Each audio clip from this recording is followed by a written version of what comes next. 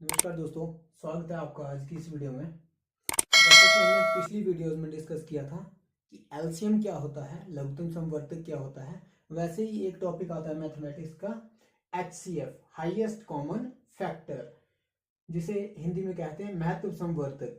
अब हम पहले इसे डिस्कस करने से पहले या पढ़ने से पहले इसका मीनिंग जानने की कोशिश करेंगे कि इसमें और उसमें फ़र्क क्या है, एलसीएम और एचसीएफ में फर्क क्या है। पहले इसे जानने की कोशिश करते हैं कि इसका नाम क्यों रखा गया है, ऐसा एचसीएफ क्यों रखा गया है, महत्व समवर्तक।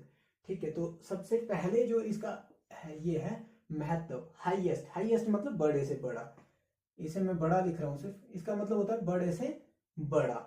कॉमन का मतलब ये सम और कॉमन जो है इसका मतलब है समान, इसका मतलब है समान। और जो वर्तक रहता है ये है फैक्टर। फैक्टर मतलब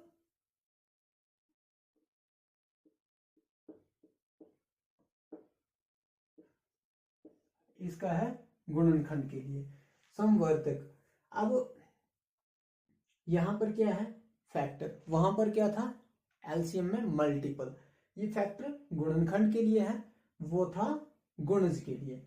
सबसे पहला जो मेन डिफरेंस है वो ये है कि ये गुणनखंड पर आधारित है, वो था गुणजों पर आधारित। तो अब जब हम दो संख्याओं के बीच एचसीएफ निकालते हैं तो उनमें हम देखेंगे, जैसे हमने एग्जाम्पल लिया था 2 और 4 का, यहां पर वही एग्जाम्पल लेते हैं। जैसे 2 की हमारे पास गुणनखंड क्या आएंगे, 2 गुणा 1, 4 के 2 गुणा 2। जब हम इसे तोड़ेंगे तो 1 और 2 गुणा करके 2 बनेगा, और 4 को जब तोड़ेंगे तो 2 गुणा 2 करके 4 बनेगा। अब हमारे पास है कि हाईएस्ट कॉमन फैक्टर, इन दोनों में से इसका ये फैक्टर है, इसके ये फैक्टर है, गुणनखंड है। ठीक है, हमें चाहिए बड़े से बड़ा गुणनखंड जो क्या हो, इस और इस संख्या का कॉमन हो, दोनों में समान हो। जैसे यहां पर है, यहां पर 2 है और यहां पर 2 है, कॉमन हमारे पास क्या आया, बड़े से बड़ा क्या है, सिर्फ 2। तो 2 और 4 का, जब आप 2 और 4 का एचसीएफ लिखोगे तो क्या हो जाएगा, 2, क्योंकि ये क्या आ जाएगा, दोनों का कॉमन, बराबर, दोनों का समान क्या है, एक गुणनखंड जो 2 में भी है और 4 के गुणनखंड में भी है। पर इस तरीके से ये तो छोटी संख्या है, तो हम लोग ऐसे इसके गुणनखंड, जो बड़े से बड़ा गुणनखंड हम इजिली फाइंड आउट कर पा रहे हैं कि ये वाला है। परंतु जब बड़ी संख्या आती है, मान लीजिए 50, 100, 500, 1000, 5000 या लाख तक कर दीजिए, वैसी संख्या आएगी, उसमें पूछा जाएगा कि हाईएस्ट कॉमन फैक्टर ज्ञात कीजिए इन दो संख्याओं के बीच। तो वहां पर ये मेथड काम नहीं करता है, ये काम करेगा तो आपका पूरा दिन निकल जाएगा, उसके बाद एचसीएफ निकलेगा आपका। इसके लिए हमें क्या चाहिए, जो हमारा गुणनखंड मेथड है उससे हम आसानी से जो कॉमन फैक्टर है वो निकाल सकते हैं। तो आइए अब हम एचसीएफ गुणनखंड की सहायता से कैसे निकाल सकते हैं उस पर चर्चा करते हैं, और एक नजर डालते हैं कि एचसीएफ के लिए हम गुणनखंडों का कैसे इस्तेमाल कर सकते हैं।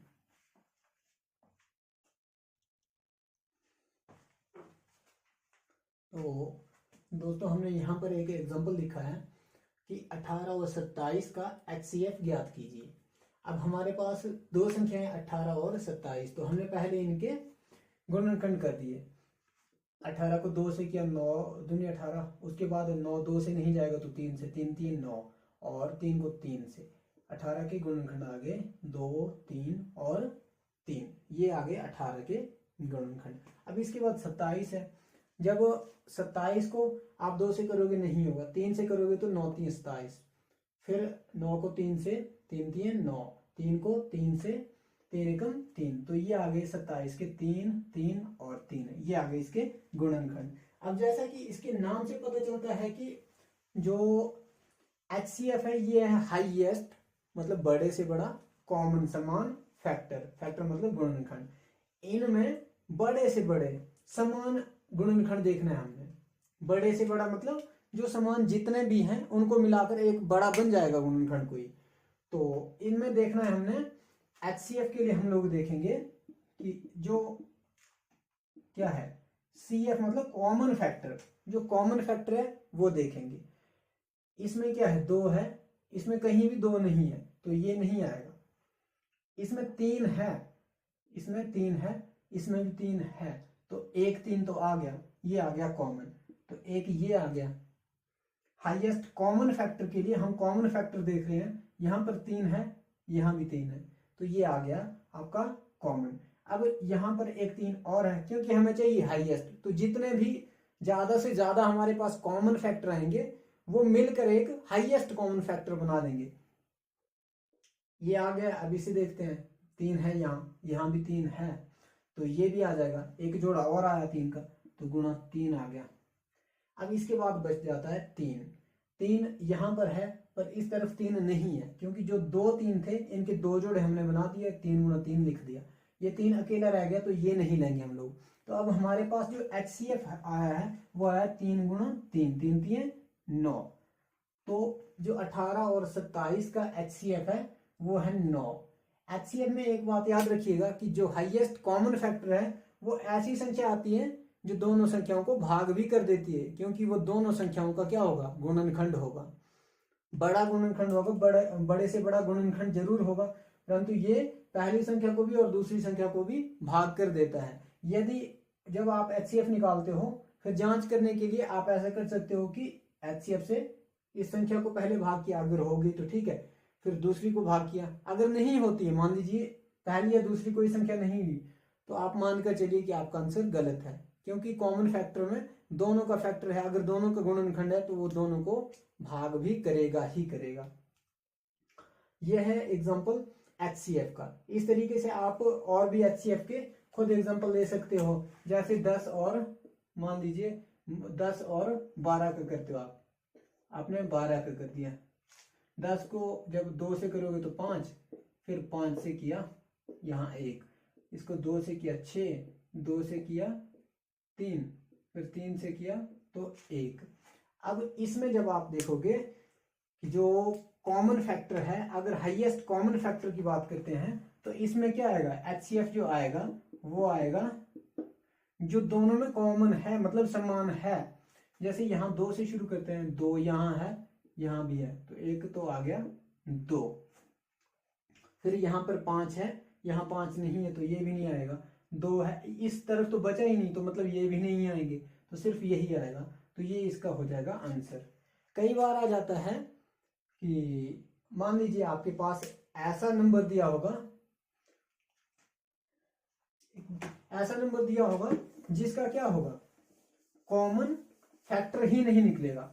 जिसका कॉमन फैक्टर नहीं निकलता है उनका हमेशा 1 रहता है, कॉमन फैक्टर हमेशा 1 रहता है। जैसे मान लीजिए यहाँ पर 3 और 2 का मैंने कर दिया, 3 और 2 का HCF निकालना है हमें, तो 3 का जब आप करोगे तो 3 से हो जाएगा, 2 का जब आप करोगे तो ये 2 से हो जाएगा।